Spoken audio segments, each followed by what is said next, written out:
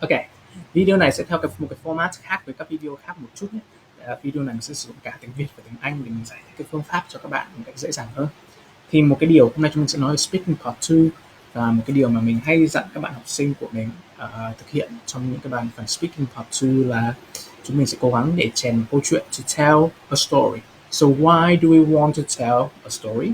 So there are two main reasons, right?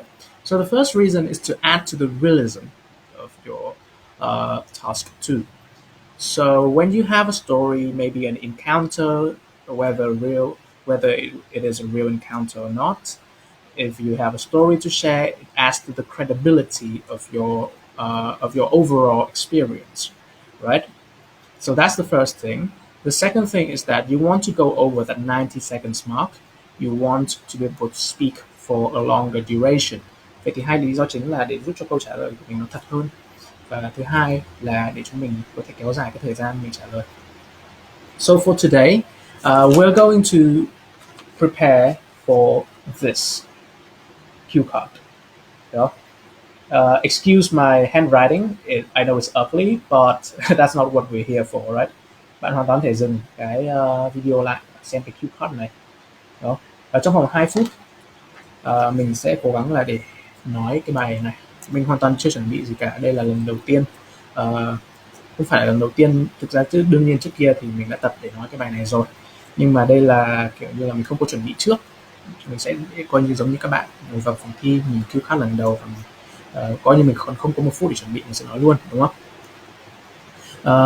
Và cái phương pháp mà mình sẽ muốn giới thiệu với các bạn là phương pháp past description, opinion, future. Chúng mình sẽ không nói quá sâu về phương pháp này. Tuy nhiên là các thầy mình thường dạy các bạn khác, đây là một trong số những phương pháp giúp cho các bạn có thể chuẩn bị cho kể cả những chủ đề mình đã chuẩn bị rồi, những chủ đề mới mà không phải quan tâm quá nhiều cái câu hỏi họ hỏi, nó tương đối đơn giản, đúng không? Chúng ta sẽ bắt đầu như là cái tên ấy, bắt đầu bằng past, quá khứ, sau đó mình miêu tả, sau đấy là mình đưa ra cái ý kiến của cá nhân mình, kết thúc bằng một cái câu nói về tương lai, đúng không? Và bây giờ bạn nói rằng là tell a story, một câu chuyện thì trong quá khứ, đúng không? Chúng ta dùng thì quá khứ thì chúng mình sẽ nhét nó vào phần past, đúng không? Nghe nó rất đơn giản nhưng mà không hẳn là thế.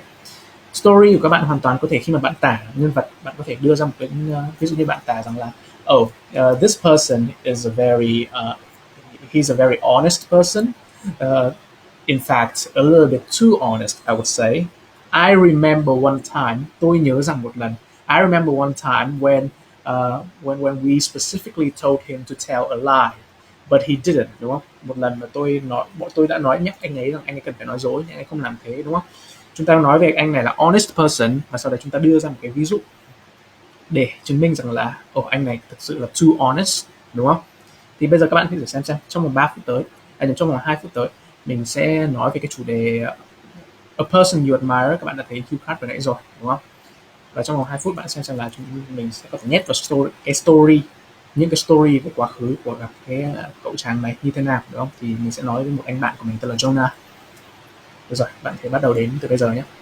So today I'm going to tell you a story about my friend, who is a person I really admire.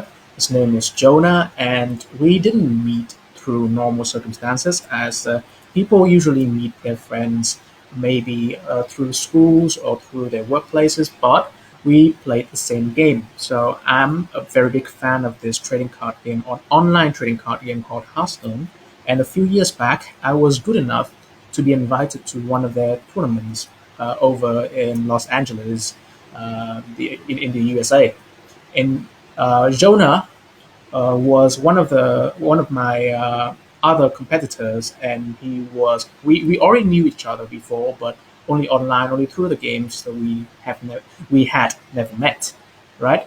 So Jonah, the first time I met him was at the hotel where all the players lived during the duration of the tournament, and my first impression of him was that he was a very talkative person, much more talkative than I did. He led almost every single conversations, and also he was he had this unique charm to him, is that whenever he spoke up, people would listen to him. You know, he had this unique charisma to him that was very that drawn us into him whenever he spoke. So, but that wasn't the main thing that I admire about him. I admire him to this day, is that he is very helpful. He was very helpful with everything in preparation for the tournament. He helped me with my strategies, and even though we were opponents, he still helped me out with a lot of things. And he also helped me with my experience, first time being in the U.S. since he was a native.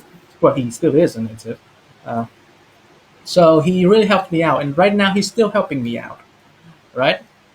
So bây giờ thì đã hết 2 phút rồi. Rõ ràng là mình vẫn còn rất là nhiều điều để nói về cậu Jonah này. Mình có thể nói thêm một điều nữa. Đến hiện tại đó mình sẽ tải thêm một điều nữa về Jonah. Jonah is also a very, I think he is he's a person who is very well tuned to other people's